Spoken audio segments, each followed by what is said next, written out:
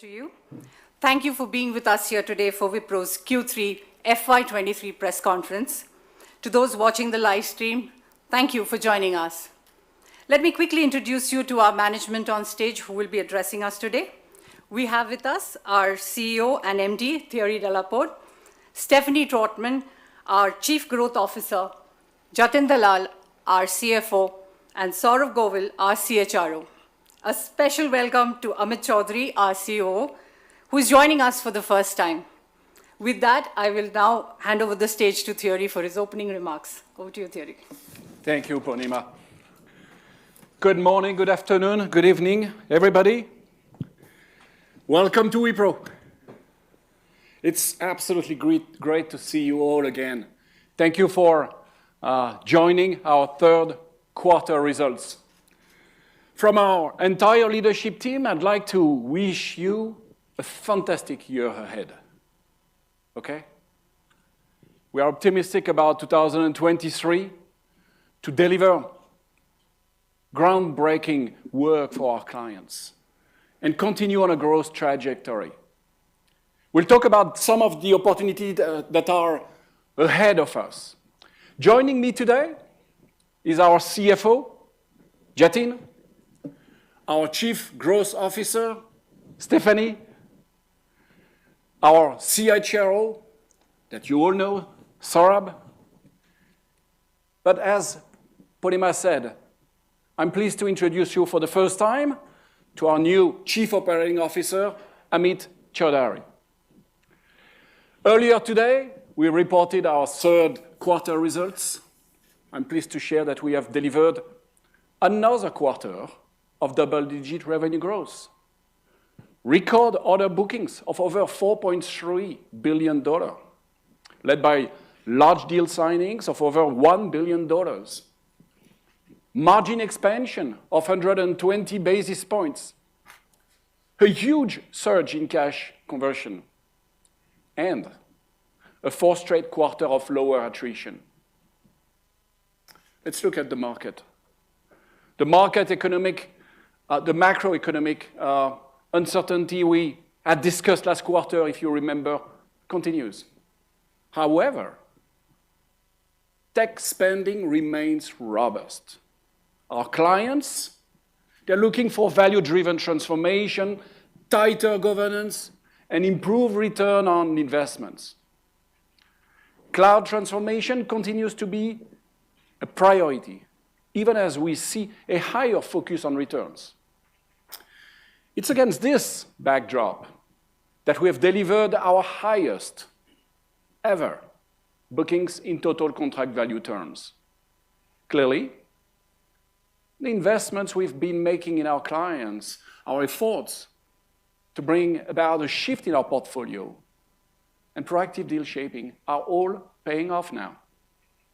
On a year-on-year basis, our bookings in total contract value terms grew 26% year-on-year in Q3. We signed 11 large deals with a total contract value of over $1 billion.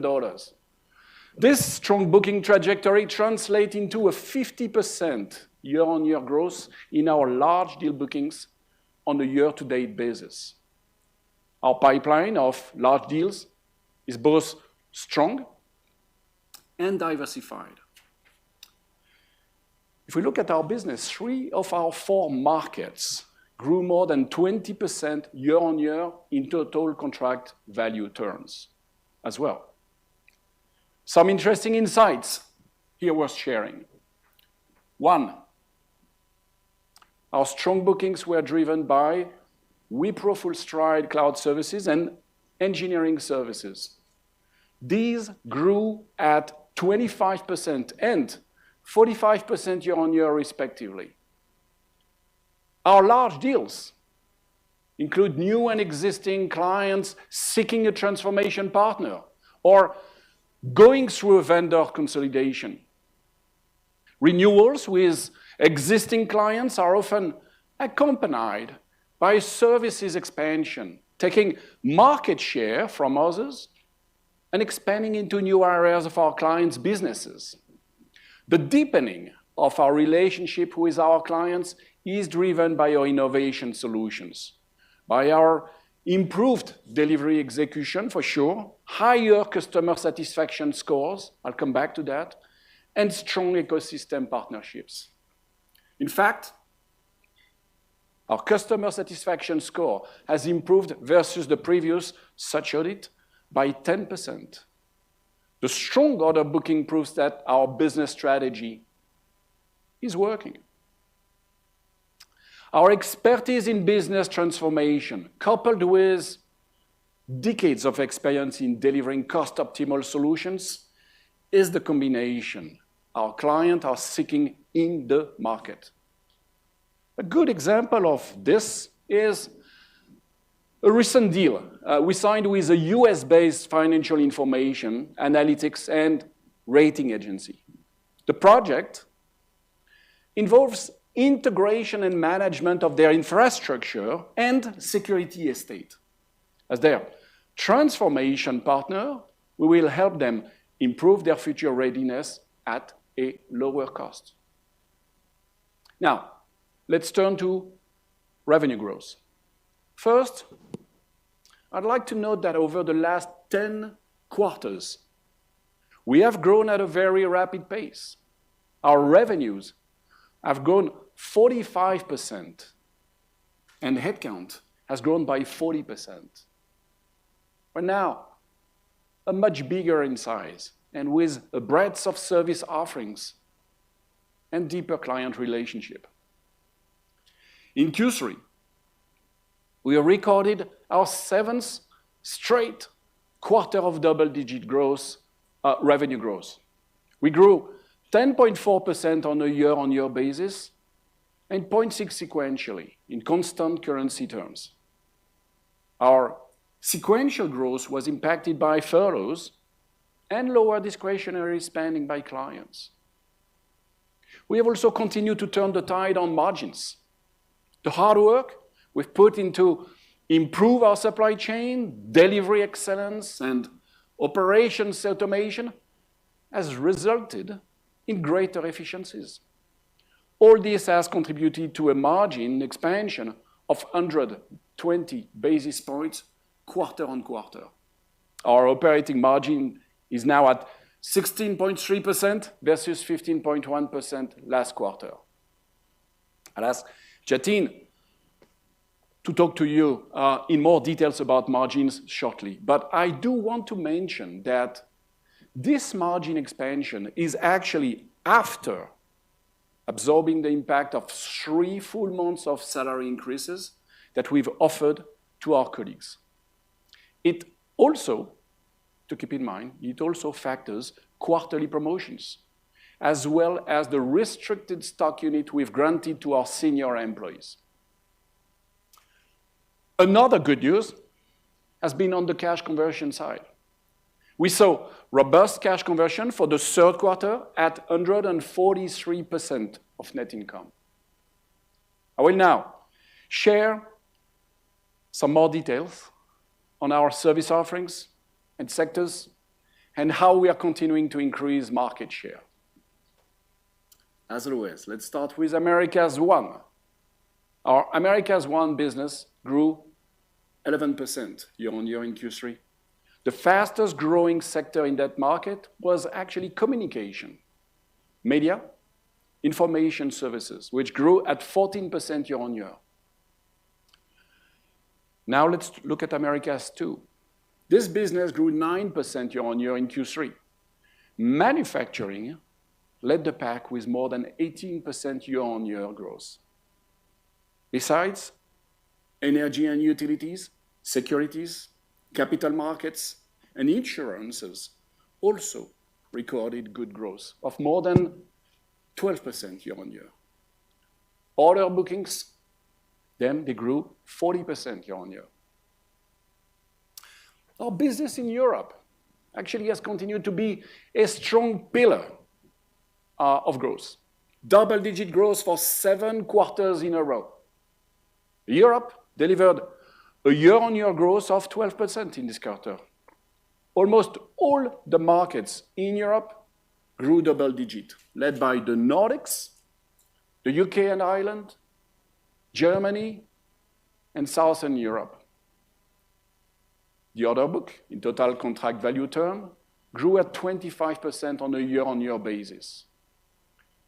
Finally, our APMEA, Asia Pacific, Middle East and Africa business grew at 7% year-on-year in the third quarter.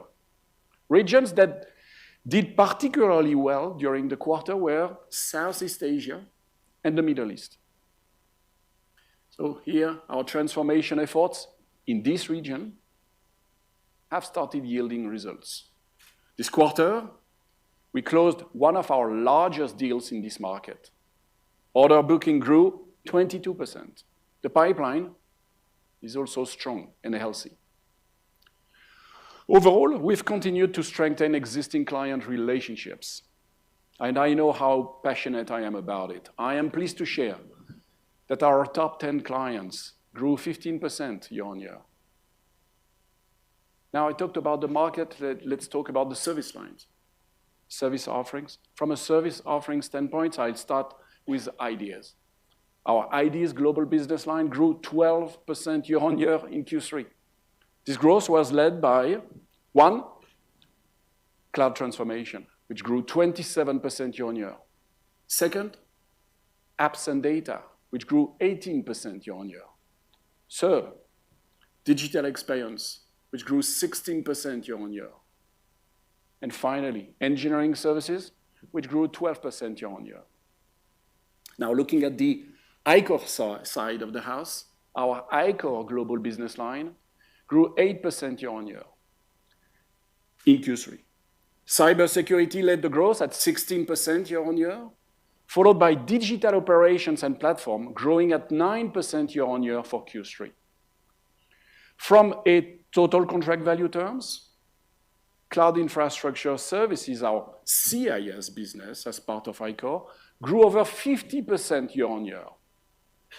CIS revenues, by the way, are lower as we continue to rotate our existing portfolio and move towards the cloud at full speed, which is center to our strategy. At the same time, we are signing longer-term deals with clients in this business. We're continuing to evolve our full-stride cloud services business, creating new industry offerings and working together with our partners, which is, I would say, helping expand our market coverage. Full-stride cloud services continue to be a high-growth area for us, contributing to over 1/3 of our total revenues. Our cloud expertise spans the entire spectrum of cloud services, from cloud strategy, migration, modernization, to full-stack industry platforms, solutions, and running and optimizing cloud. Partnerships continue to be a source of growth as well. Bookings with hyper-growth partners in Q3 continue to be strong, nearly $2 billion. That's a 35% year-on-year growth. Bookings through hyperscalers today stand at 44% of Wipro's total bookings in terms of total contract value terms. But besides cloud, we are expanding capabilities in artificial intelligence, in data, in engineering, increasingly going to market as one Wipro. And these investments are getting noticed. A US-based energy company has selected us to build an end-to-end greenfield, fully automated warehouse in Europe. The project will actually allow the client, to manage large sums of chemical storage while maintaining strict health and security requirements. This win brings together our domain, engineering, digital, cybersecurity, and health and safety capabilities.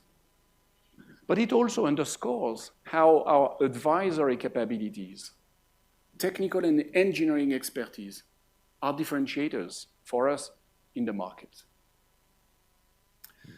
Let me turn now to our most important asset, our people.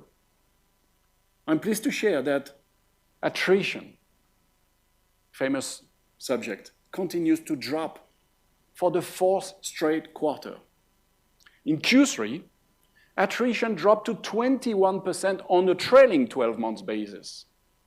Our quarterly annualized numbers, which dropped 360 basis points Q-on-Q, are now at 17.5%.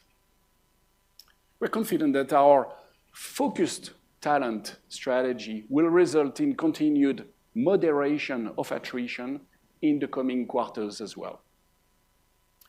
Second, we are recognizing and rewarding our talent, promoting a record number of colleagues in FY23, the highest ever, in fact, with 30% more promotions than in the fiscal year 22. Our leadership team's breadth of experience, high performance standards, and strong collaboration continues to fuel our growth and transformation. And finally, I'm encouraged to see more diversity in our leadership ranks, which has been a focus for the past several years. Definitely, we have more work to do here, we know that, but one promising change worth sharing is that we have more than doubled the number of women in senior leadership at Wipro. As these visible, impactful leaders progress their careers, they demonstrate the impact diversity has on our clients, on our business, and on our people. We've been strict, really strict, about maintaining the focus on talent quality, high performance orientation, and inclusion in our graduate hiring as well. Year to date, we have hired and onboarded more recent graduates than the whole of previous years, and actually more than ever before. Now, I will close with an outlook for the full year. We expect full year revenue growth to be at 11.5 to 12% in a constant currency terms. On margins, our Q3 number is now, I would say, the new base, and we will look to improve it further. In summary, I will say that we had an excellent quarter with record bookings, sustained growth, and delivery excellence. Our strategy continues to pay off, and we remain on course. Now with that, I will hand it over to Jatin now for his comments. Thank you, Thierry. Good evening, good afternoon, good morning, everybody. I'm going to share quick financial details. As you know, we grew 10.4% in constant currency year on year. Our operating margin expanded by about 120 basis points to 16.3 percentage point.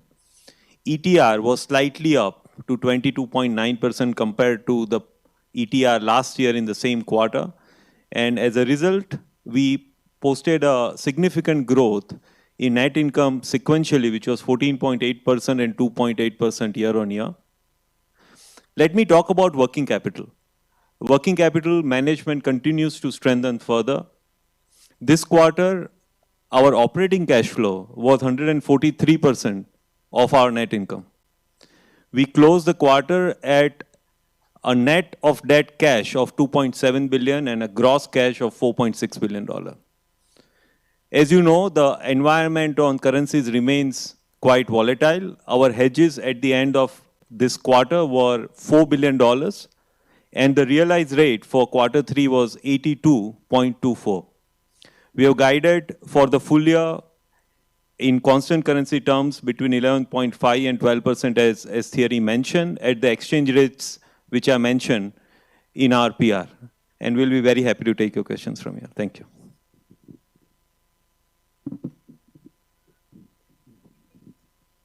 We'll take questions now. Please unmute, introduce yourself, and go ahead and ask your question. Yeah. Good evening. I'm Uma Kannan from the New Indian Express. So, do you expect clients to cut spending in Q4?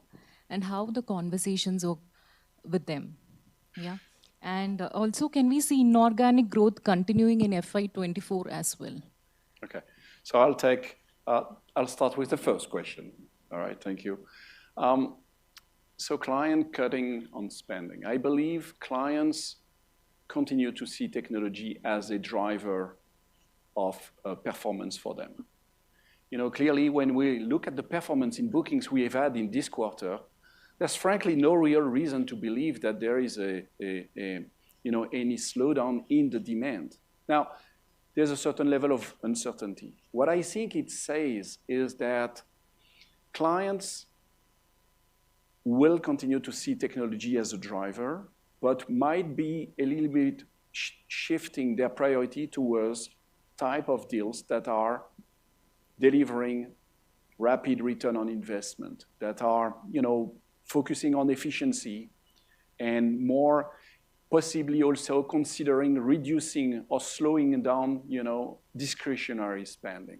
So that's my first answer, and I would say, to give you another perspective on the evolution of the market, we are expecting to do another strong performance in bookings in Q4, okay? In terms of M&A, our strategy hasn't changed. We continue to focus on strategic opportunities. We do not have any target in mind when we start a year, and we haven't changed our strategy now for the last 10 quarters.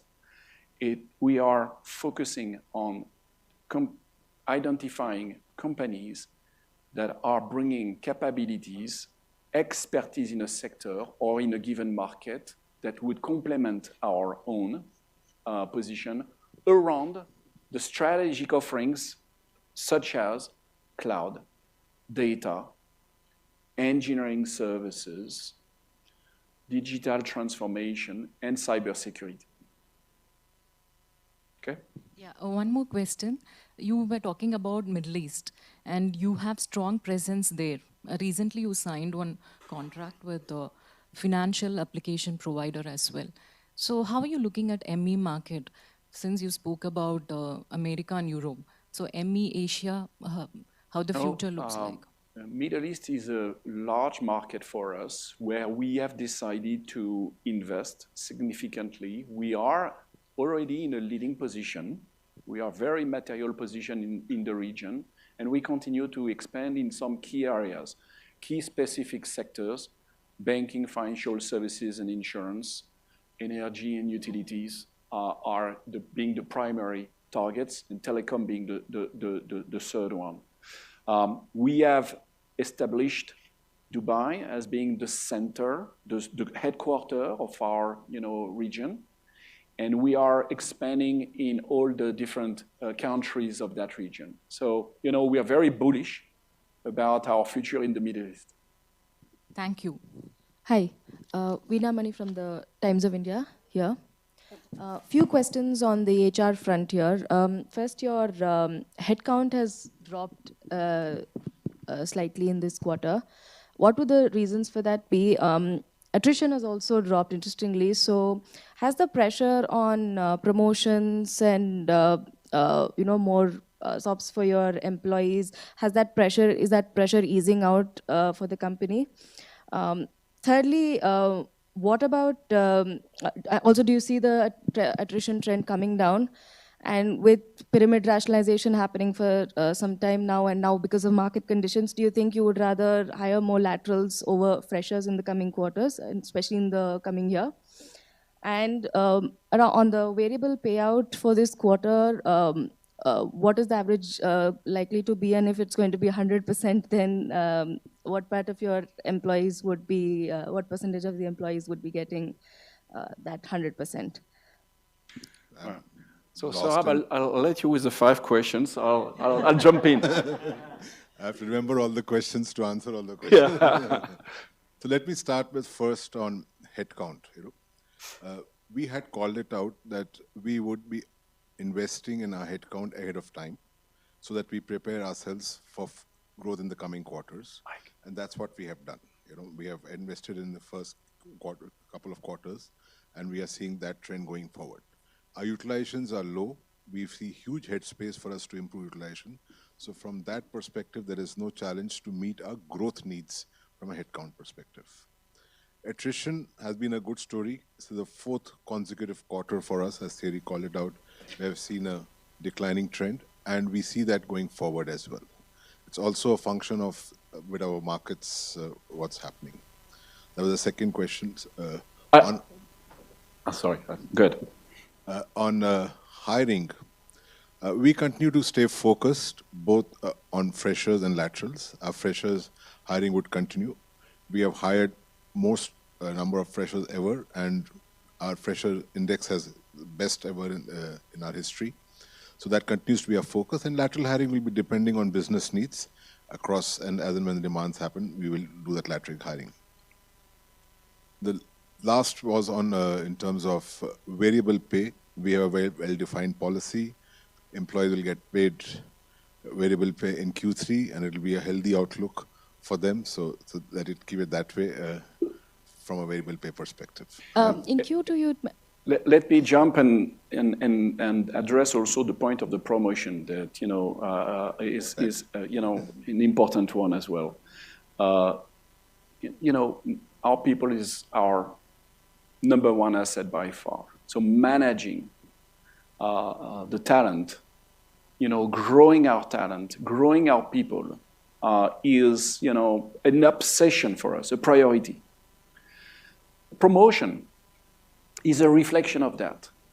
In an organization that has grown 45% in the last 10 quarters, we need to continue to promote and accelerate the promotion of the people that have contributed to this outstanding performance.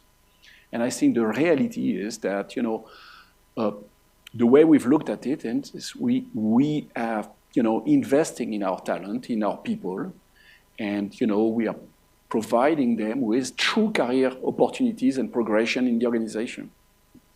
And just to add, that has been a reflection on how you've seen, which is unique for us, I think, in the industry of 4 quarters of a declining attrition trend. So that talent becomes a very critical space for us. Would you be able to put like a number, as you said in Q2, there were about 10,000 promotions. What about Q3? Q3, I can give you the exact number. It's about 6,000 odd for Q3. That's the number which is there for promotions. Hi, good evening. I'm Haripra from Moneycontrol, right ahead, yes. Couple of questions. One on your deal wins, obviously you've had 1.1 billion. What is the nature of client conversations been? Are you seeing more focus on cost efficiency rather than discretionary spend? What's the nature of client conversations? Plus, on margins, I wanted to understand, you've obviously expanded. By when do you see this go to, say, the 17 plus sort of range? And what's pricing been like? And on the... on your outlook for Q4 is minus 0.6 to 1, right? If I'm not wrong. Are you expecting a degrowth in Q4? And so can you give us a number on the fresher addition for Q3 and what is expected in Q4? Okay, all right. So Stephanie, Jatin, Stephanie, me. You go ahead, Stephanie. I'll start with client conversations. So, the client conversations that we're having are really threefold. One is, how do we help them enable their business through digital transformation? And as Thierry mentioned earlier, it's still top of mind for all of our clients. So they're still spending on technology. What they're trying to do is spend wiser than they did before and really make sure that it adds value to their business. So the conversations are still aggressive, but different. Secondly, I think our clients are looking for simplification in their environments. We're seeing a lot of vendor consolidation, one for simplification and two for cost takeout. So where they can optimize and get more value from either their current providers or new ones, they're looking for that value, especially in these economic times. And we're winning in that space. We're renewing our existing business, we're expanding our business into new areas, and we're also taking market share in that consolidation process. So that's encouraging. And I think on the third point is really, when we look at growth in our our business and in the marketplace, we're looking with our partners as well, which is an investment that we've made, and it's paying off. So when we talk about opportunities, it's not just what can Wipro do for you, it's what can Wipro and our ecosystem partners do to bring you value. So it's a different conversation, quite frankly, than we were having 2 years ago, and I think that's why we're seeing the success that we're seeing in the contract bookings. But is there any sort of softness in particular verticals that you'd like to call out? There is no doubt that, I think I will surprise nobody, the technology sector that has known an incredible growth over the last quarters and years, actually, is, slowing down. So this quarter is certainly, it's a reality. And, we see that in the newspaper every day. I would say possibly the spend in the retail sector, in particular in America, might see a potential slowdown to be seen. You take this one on margin. Don't promise too much. No, thank you. Let me take you a couple of quarters back. What we said, when we said in the beginning of this fiscal that we made investments ahead of time on our talent, and we said that the margins will remain in 15.5% range for 2 to 3 quarters. After that, there was a quarter where we delivered 15.1. And in this quarter, we have delivered 16.3. So I'm very happy with the way Team Wipro has come together and executed on overall operations and key levers which essentially drive margin in our business. Now, having already upped that pedestal to 16.5, which Thierry spoke about in his speech, I think this is a new base that we'll work on and we'll see where we go from here. But very happy to be here. Thank you. On the freshers, so around 3,000 in this quarter, planned 5,000 in next quarter. Pricing? So I'm trying to make sure. I wasn't sure if I was taking that or Jatin. I think we are seeing, again, the war for talent in specific areas is still there. So where you still see that pressure for talent, engineering services, cloud services, et cetera, I think we're seeing opportunities to improve our pricing. I think, if you look at our large deals, where we're doing transformation and we're delivering on outcomes, we see an opportunity to get value for that outcome that we are delivering. And I think we continue to experience pressure in parts of the business that are more mainstream. So it's a balance. Yeah, exactly. The key word is the last one, which is no real change of pattern, frankly. Hi, Sai here from the Economic Times. So, Thierry, my first question is, in your opening speech, you had said that sequential growth was somewhat impacted by the discretionary spend, right? I just wanted to know whether it was one-off or is it like a structural impact you're seeing? And Jatin, to you, in your quote, you had said that some of the margin gains is because of the automation-led benefits. So how should we read into this? Do you think, again, this is a long-term play at your end? And also to you, Saurabh, you said that you're adding 3,000 and 5,000 freshers, right? Even in that case, on an aggregate basis, I think you'll be way off your 30,000 year target for the year you had given fresher target. So how should we read into this? Thank you. Okay, so I'll take it. Someone should be nice and have a difficult question for Hamid as well. Just. I think it's the operational. Okay, I'll take the first one though on the perspective. No, nothing structural in the market. I think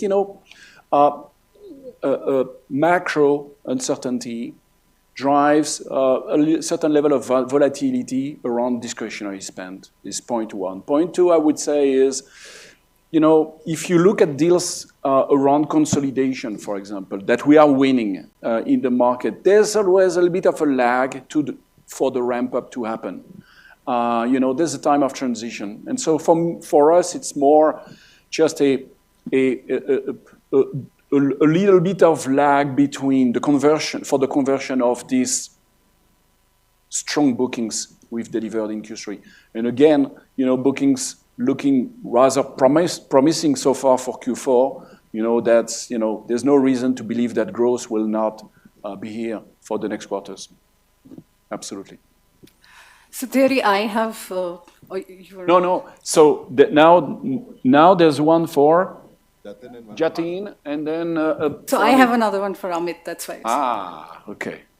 So I'll start off on certainly, our whole business relies on how quickly we capture the efficiencies, that automation, that new work, new technologies that can provide to us. And certainly for not only Q3, but even for Q2, those efficiency gains have been a major contributor, the way we have improved our operating margin. And I'll request Amit to talk about his vision because that falls squarely in his area. Thank you, Jatin. And just building on that, we are going to continue to invest on delivery excellence. Automation is going to be a component of that. Managing the pyramid is going to be a component of that. So we are looking at multiple parts of how to manage complex projects, how to bring one way of delivering on Wipro. So you will see a lot of investment around the delivery excellence dimension from us. And yes, we decide on how many freshers to hire last year, to be onboarded this year. The world has changed, as you know, it's very different. So we'll be slightly lower than what it is, but still the highest ever we have hired, both in the current fiscal, in the current quarter, and the current fiscal, and going forward. So I don't see a challenge from a talent perspective on freshers. Yeah, the fundamental point here being that the strategy doesn't change. I mean, it is clear for us that freshers, young graduates, are essential to our development. And, we have shift gears versus what we used to do before around, onboarding them and injecting this talent, if you like, in our program, invest in them, grow them to become, high performers in our organization in the years to come. And that will continue. Yeah, hi, Ayushman here from the Financial Express. Thierry, I'm not sure if you have addressed this, but once again, if you can just give a sense of, do you expect Q4 to be sort of softer than Q3 because of and you have also given a negative growth guidance, right? I mean, minus 0.6 to 1. So, and Stephanie, if you can just give a sense of really what drove the large deals this quarter, and then I will ask the next. Yeah. So covering the point on the growth, let me start with the following. When we are driving a business and looking at, we are looking at, the trajectory over time. It's 45% growth over the last 10 quarters. That is what has happened, okay? In the meantime, the performance on bookings continue to be good. We have more backlog to turn into revenue than we had before. Okay, so I would say the opportunities for us to win in the market exist. Our ability to win in the market are here. We are proving it. And one thing that is new is, as opposed to, I would say, a few years ago, we are now going for large deals. We are winning consistently large deals quarters after quarters, which is basically the promise of what we had, the strategy we had built back mid-2020. What has happened? What is happening in Q4? And, it doesn't seem to be uncommon in the industry for Q4, is certainly a little bit of a lag and a certain level of volatility from customers, in particular in some sectors that I mentioned before, regarding discretionary spending, okay? So that is happening. There is a certain level of uncertainty, clearly balanced by the volume of business that we win, but still there is this uncertainty that exists and is impacting some of our company clients. Second is what we are observing is clients make decisions. So it's not like decision process is slowing down. I don't think so. We're not seeing evidence of that. We would always want clients to decide faster, but that isn't a new news. But what's possibly happening is that the ramp up of those projects, those programs, because of the size, because of the precisely uncertainty, take a little more time. And therefore, this potential lag that exists between the moment you win a contract and the conversion into revenue. Stephanie. In regards to the large deals, so I think it started really with the journey 2 years ago to create the Chief Growth Office, which was a vision that we had, and really creating a growth mindset within Wipro to be bold in terms of how we bring our services to market as one Wipro and really bring all of our capabilities to bear for our clients. And what's been really exciting as we've built the large deal team and deployed them in the markets, we're seeing the results of the talent that exists in our GAE community and our sales community to really drive those conversations with our clients and to earn their trust and confidence to be their transformation partner. So that's part of it. I think the other part, and by the way, we're expanding that team. So it is, we're seeing a lot of opportunity for us in the marketplace, which is why we're also excited about our Q4 pipeline. It's quite strong. And this quarter in particular, we won large deals in each one of our markets, which was a first for us, at least in the past couple of years. So we're not dependent on one region or another. We're really seeing it, come to life in all of our markets. So that's been our strategy, and it's working. All right. My next question is to Amit. Since you have joined as the COO after quite a bit of gap, so what would be your top 3 priorities in your new role, if I were to ask that? Yeah. Thank you. So it's very simple. The first priority is agility. In our current market, it's very important to have an agile organization that can adapt to where the market is going. That'll be based on simplifying processes and investing in technology. The second priority will be around delivery excellence that I talked about. So I'll not repeat all the components, but I will add that there'll be a preference of build over buy within, so do more with what our internal growing talent. And the third will be around internal efficiencies. So we'll be looking at all the internal processes, internal things, and looking at for efficiency around that. So to summarize, it will be agility, delivery excellence, and internal efficiencies. Saurabh, have you disclosed the net addition of employees? It's in the data sheet. Okay. What is it? If you can just help me out. It's a quiz. It's a slight decrease from last quarter. Slight. Increased, right? Decrease. Decreased. Okay. Yeah. Very marginal. Yeah. Okay. Hi guys. This is Haripriya from Hindu Business Line. So globally, there has been a pressure on the consulting business, and given that you have an acquisition, the same. So where do you see that? What is your reading of that market? And specifically for the BFSI sector, given that it's a bigger growth market for you, is there any caution to call out there? So the first question, clearly, we consider that the consulting business is a fundamental part of our business to really drive strategic discussions and elevate the level of our discussions with our clients, to allow us to not only be the answer once they have a plan, but also help them elaborate plans and define priorities.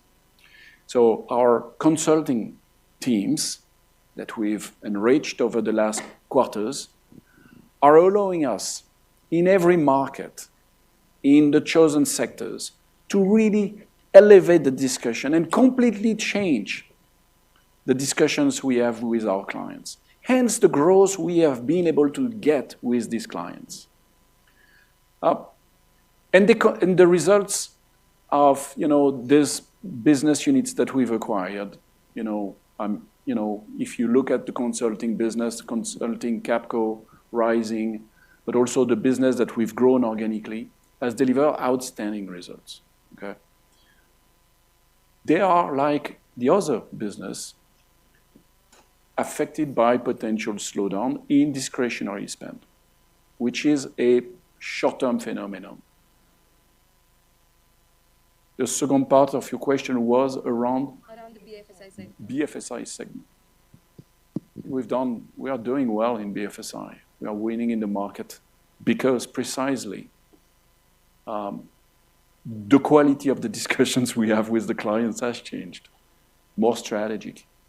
We are able to be, bringing technology, but combine it with a deep understanding of their business, of their industry. And we are winning in the market every day.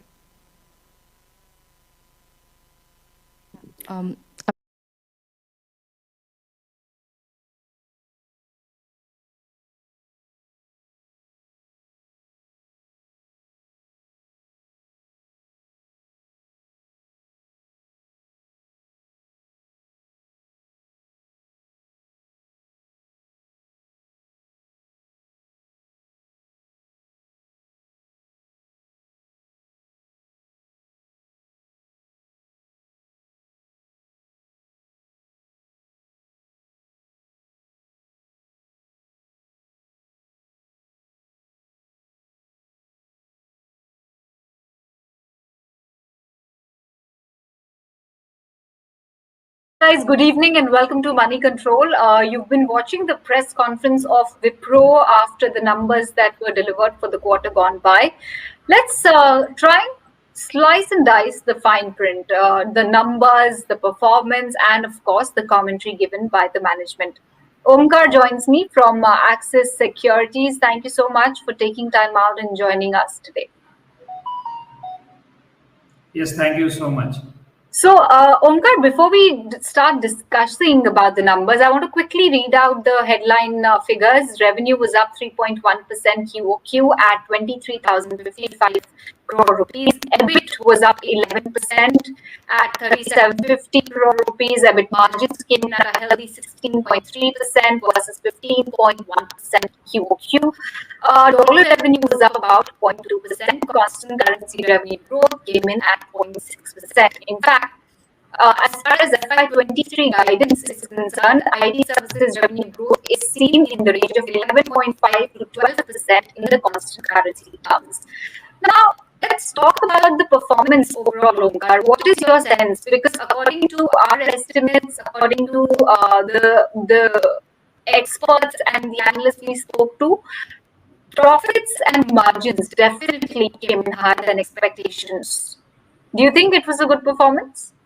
Yeah, I mean, definitely it is a decent set of numbers after the Q2 performance, which was a laggard as compared to peers.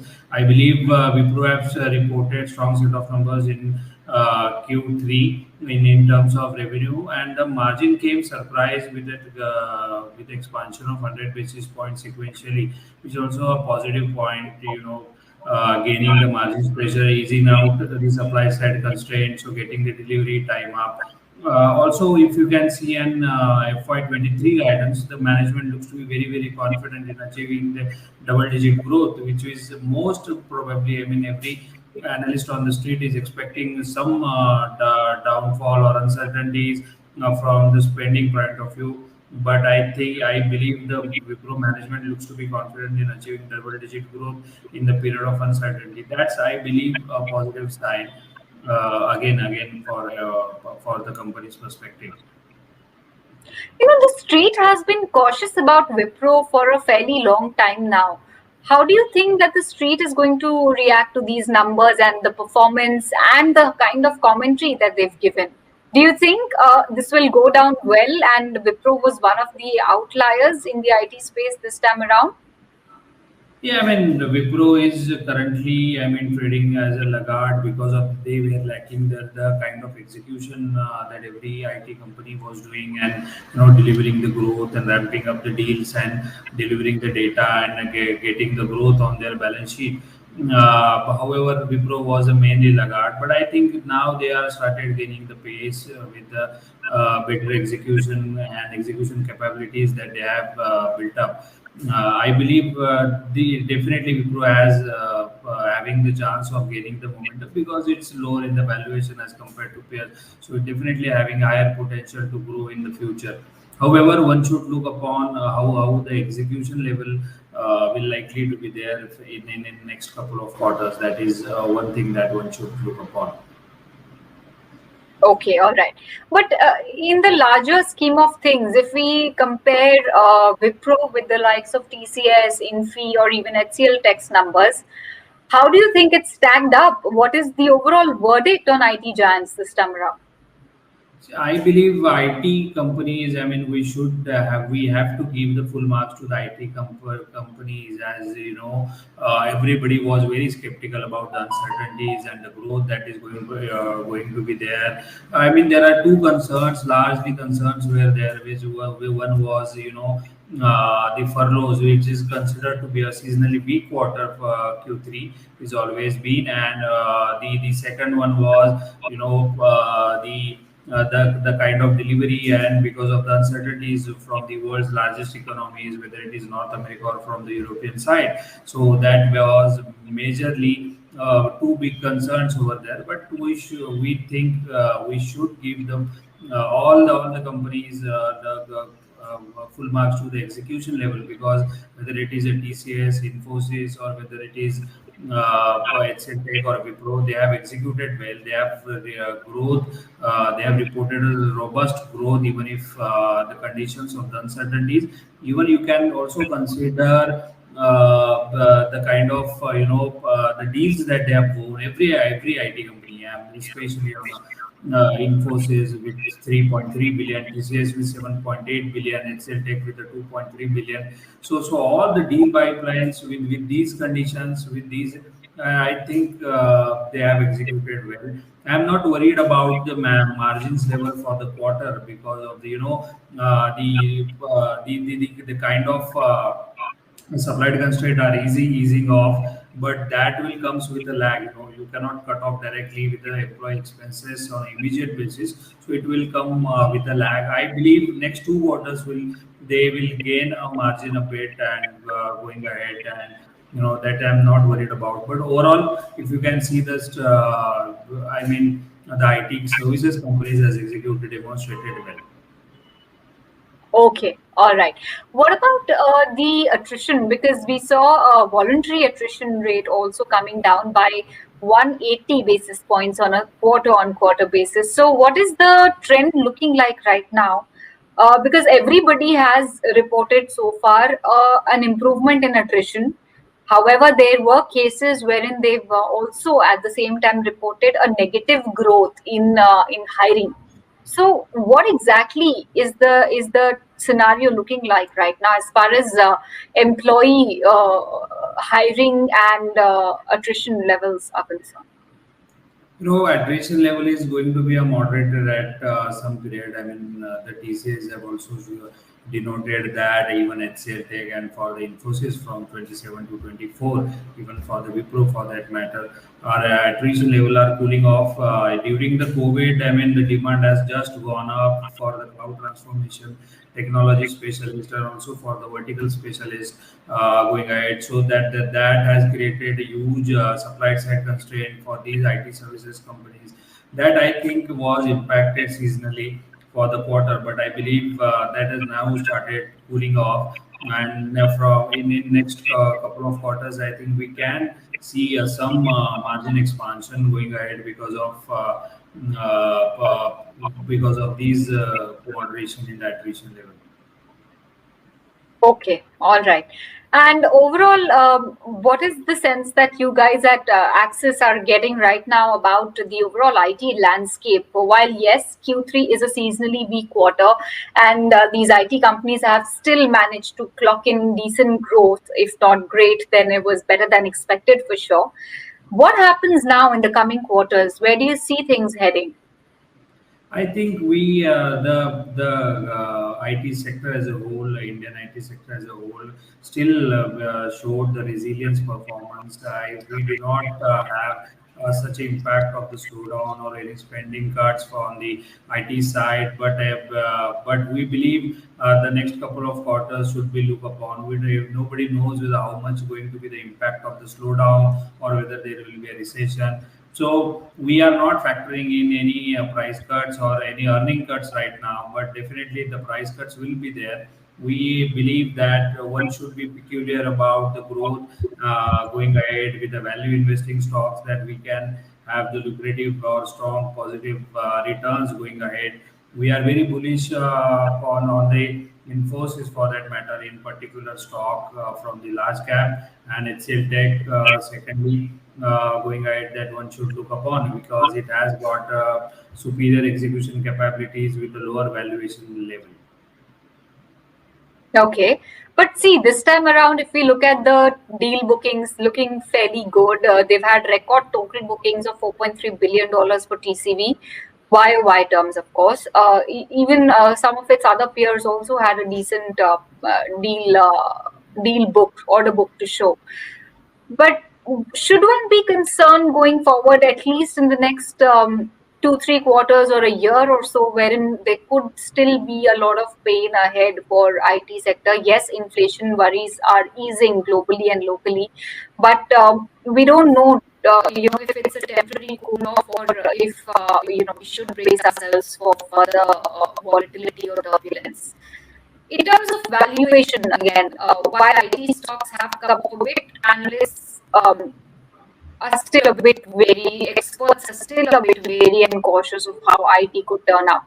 What is your sense there, and do you guys have any favorites right now within the IT space, despite all the headwinds that are playing out? Yeah, I mean, currently, we do not see any impact directly on the type of the earnings or any earning cuts. But in case of the, slowdown, or there will be a recession, there is a big positive news that is coming from the US is, like, the inflation levels are already picked up and now started losing the momentum, and that is a big positive sign. We do not know, but we can expect a shallow recession or any slowdown in forthcoming quarters, that the deal pipeline may get delayed in terms of execution, so that might create an impact or superficial impact for 2 to 3 quarters, but not on a longer run. But being a deal pipeline being very very strong, and the nature of the dependencies of the businesses getting high, and becomes the many of the businesses have now become system driven, so it is directly outright the stop the automation processes that going on, so that can also give us a confidence of the execution or the sustainability of the IT services going ahead. So we are cautiously positive on the sector as a whole, and going ahead, and in a longer run horizon, we can expect healthy growth or bounce back. And if there is a bounce back in the IT sector or IT automation processes, the IT sector will be the first sector that will have the huge recovery going ahead, and with a strong growth momentum. So that is the one thing that one can look upon. Secondly, if the investor is being a longer run or investing for the period of a long term horizon, then he should invest in IT services companies for a long term, or if with a very deep as in times, and we'll get the momentum in the pricing part or the valuation part, with every gaining momentum, with every positive side for coming from the macroeconomic developments going ahead. Being concerned about more favorites, we definitely have Infosys is the best pick from the large cap. Secondly is HCL Tech and Tech Mahindra. From the mid cap, we have the Persistent System, Coforge, and LTI Mindtree, the three stocks that we have looking positive about. Okay, okay. Great talking to us, Omkar. Thank you so much for sharing your insight and your reading of Wipro's Q3 performance, and not just that, but also giving us a glimpse of what the IT sector could be bracing itself for going forward. With that, it's a wrap, guys. Thank you for watching. Have a great weekend. Thank you so much.